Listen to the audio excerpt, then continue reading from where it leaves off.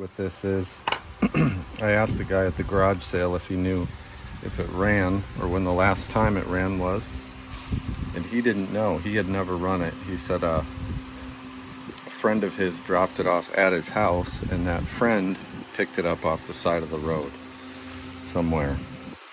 So the story's really unknown.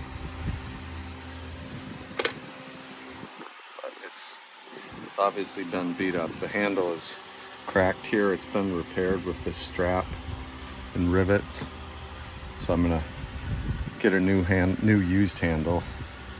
They're on eBay. I've seen them. So I've done a little bit of research on this saw. It's a 65cc saw made in 1974. They go anywhere on eBay from, maybe $100 in this condition up to $250. There's one listed for $500 that's running, all set up with a bar and chain. So I'm just hoping to get this thing working good, and I probably will list it once I get it fixed up here.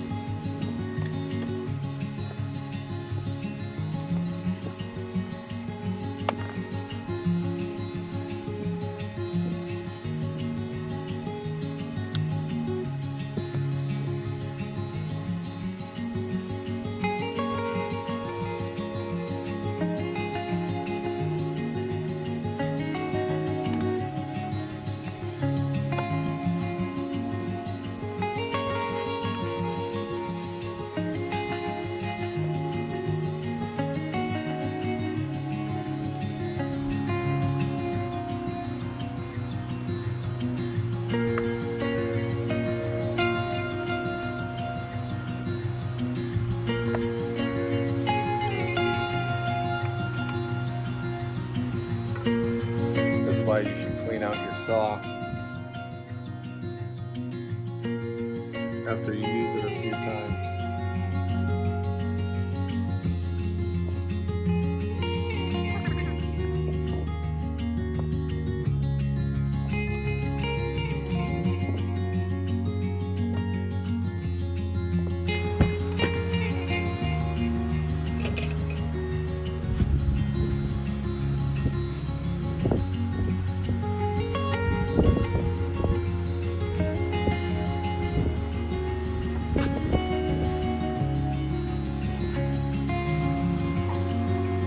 I'm not going to disassemble it all. I'm not going to take the head off.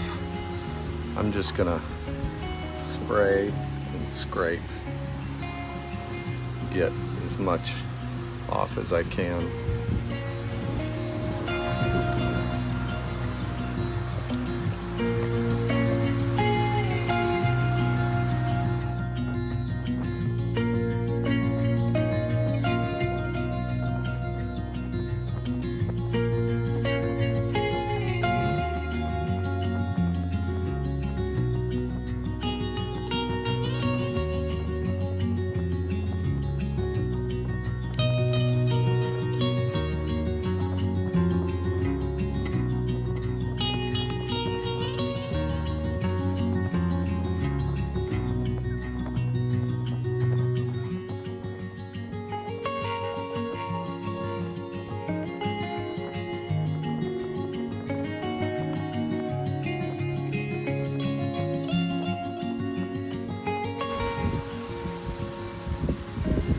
Using this stuff, it's safe on all plastics, so it's not going to take any of the paint off either.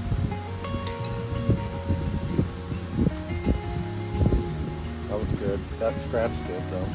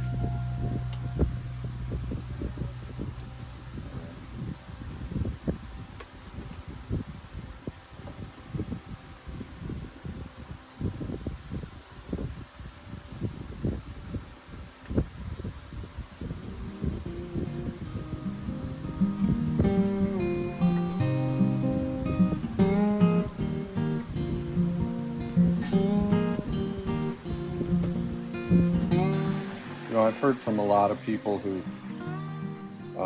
do this kind of work themselves and take stuff apart, figure out what's wrong, and fix it themselves. Other people are so amazed by the fact that they know how to do this stuff. Because most people don't think about how things work. They just, plug them in or flip the switch and turn them on. They never have to dig into why things work the way they work, or they never have to figure out why things aren't working. But I think if you had to, you could, especially today with YouTube. You can search any topic and someone has had the problem you're having, say with the chainsaw, or with your lawnmower, or with your refrigerator, or microwave, or dryer, or anything around the house, or your car. Nowadays you can get someone to help you figure it out without even leaving your house or paying anyone. So yes, I get it that not everyone feels like they know how to do this stuff, but a lot of times it just comes from necessity. Maybe you don't have enough money to take it to someone to fix it yourself, so you just start taking screws out and nuts out and just start taking things apart. And that's what I do for a living. I fix all different kind of things, and it's pretty amazing how many times you run across a problem that can be solved just by taking that piece of equipment apart and cleaning it.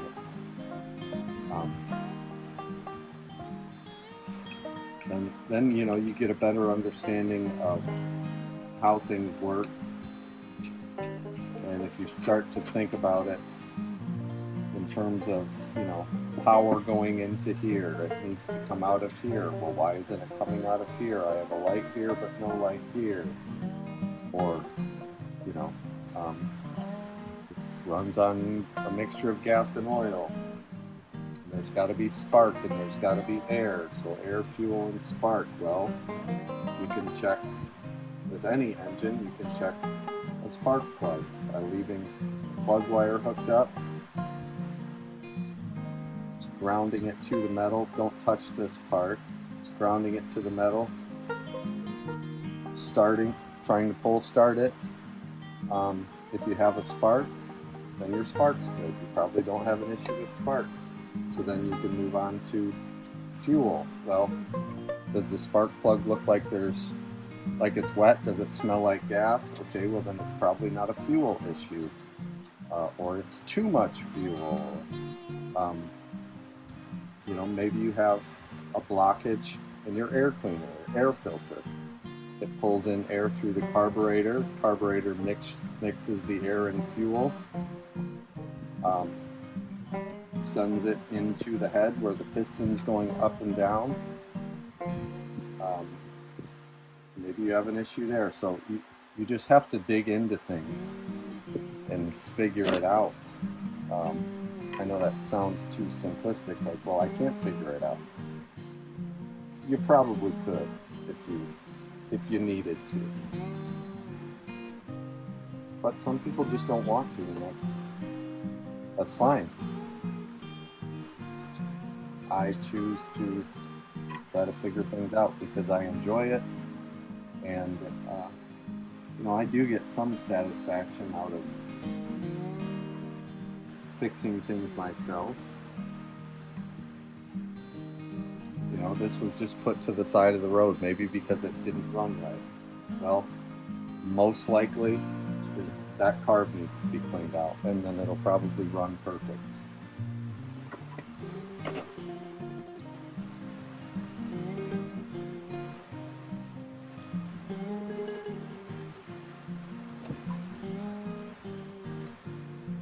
I'm going to get all this loose stuff off and then blow it off with the air compressor.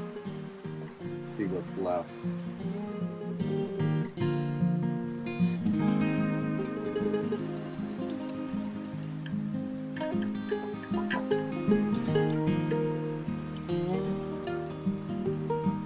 you know, you do kind of have to train your brain to think that way, and obviously men tend to think that way a little more naturally than women do. So it's, you know, usually easier for us to figure stuff like this out.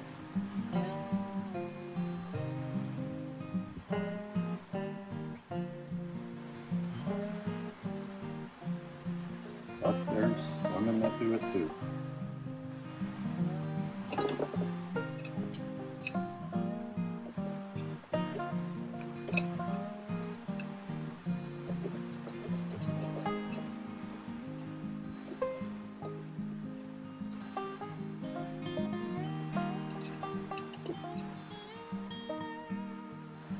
You know, that bolt right there holds that bar mount on. You know, it should never really get this bad. After a day of use, you should, you know, take the clutch cover off, remove your bar nuts, take this off, take your chain and bar off, and at a minimum, you know, take your air nozzle and blow all this out so it doesn't get built up like this.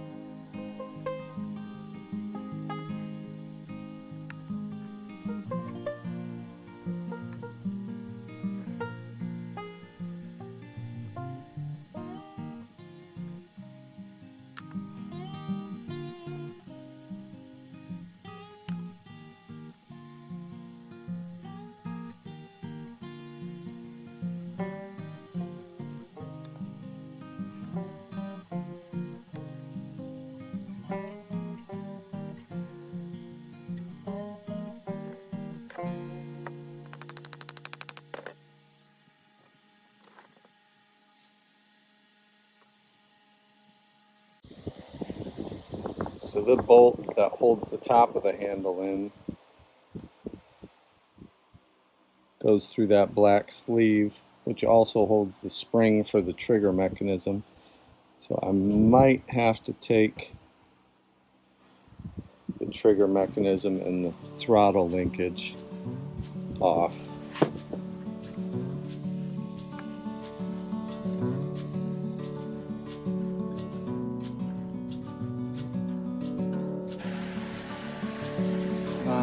It's loose, but it's not coming out.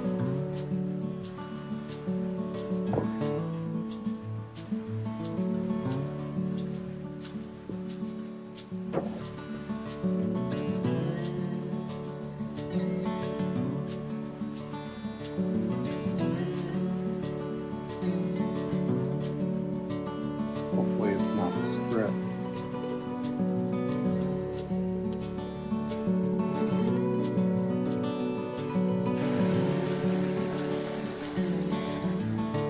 Oh, I guess it's just a sleeve that screws into on the other end.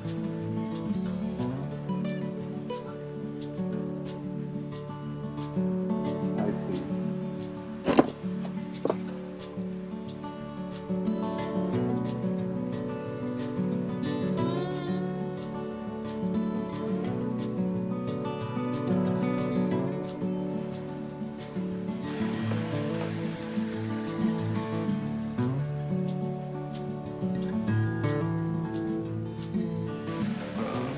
You can see it was repaired with a piece of steel and some rivets.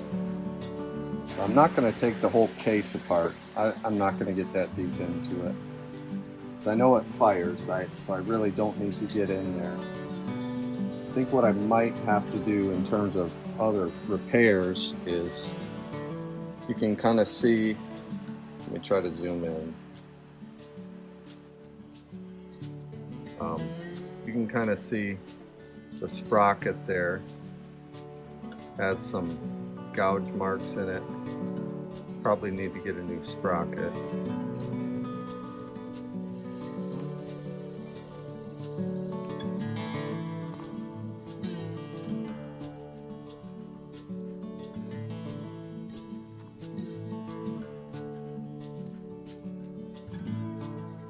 I have a feeling I'm not going to want to sell this thing once I get it all set up, but I guess we'll make that decision once I'm at that point. Because I really only have one good chainsaw right now. I mean, I have two saws. One's just kind of a cheaper 33cc Craftsman. Then I got a 440 Husqvarna. But they're both fairly small, and I really wanted something this size. This is a 65cc, you know, that I could easily run a, you know, something like a 24-inch or longer bar. You can do everything with a long bar that you can do with a short bar minus climb a tree, and I don't do any of that, so I don't need to worry about that.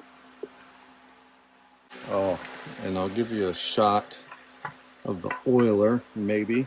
I'll try. Right in that top groove there. You can see in that very back corner, it's going to be really hard to get light on. But right in this top corner, that's where the bar oil comes out, and the hole is clear.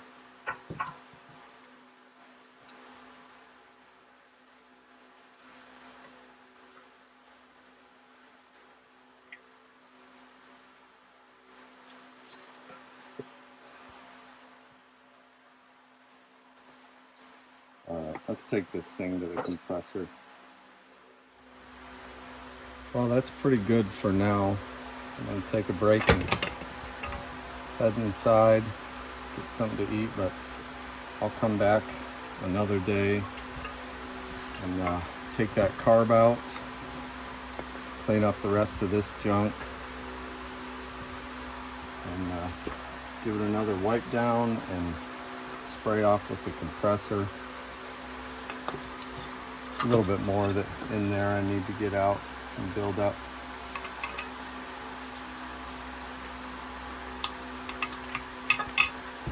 I'll give it a spray and let it soak and come back to it. Alright. How about we try to make it run here for a second. I won't put the exhaust back on, so it'll really crack. This is an aluminum cover. I don't know if you noticed that when I was cleaning. First I thought it was plastic, but once I started cleaning it, I realized it's aluminum.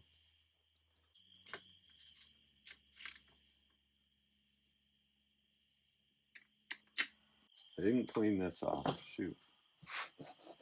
I'll just wipe it off. I think this had a 65 sticker on it, because I've seen another model they had around the same time. It was the L67, and I've seen those with the 77 sticker on there.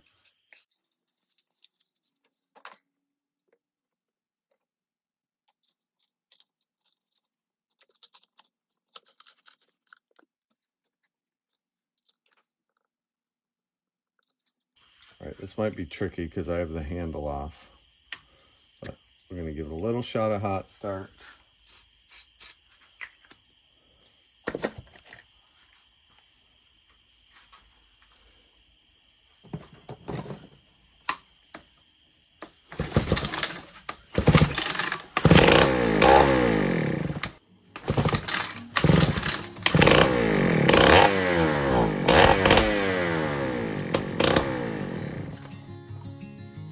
Oh yeah.